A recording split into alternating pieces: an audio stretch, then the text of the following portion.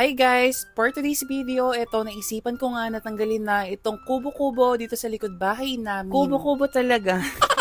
Alam niyo naman mga mare, minsan tayo bida-bida, pala desisyon, OG, Pero I think this is the best decision that I made in my entire life. Ganon. Syempre mga mare, charot-charot lang naman yon. Sa totoo lang, kaya ko naman talaga siya tinanggal mga mare kasi yung mga kahoy dyan ay talaga naman puro anay na. As in mga mare, wala ka na po talaga mapapakinabangan sa mga kahoy kasi nga po pinamahayan na po ng mga anay. Naisip ko na kung hahayaan ko lang yung mga anay na manirahan dyan, baka sa susunod mamahay na po sila sa mismong bahay namin. And I don't want to make that happen. Kaya naman as soon as possible, I need to do something to fix this kind of matter. Oh, Jiba, nag-English na naman tayo nang hindi natin alam kung tama ba talaga.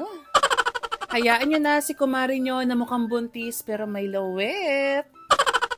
Grabe ka naman sa self. You have to love yourself. You should love yourself first. Because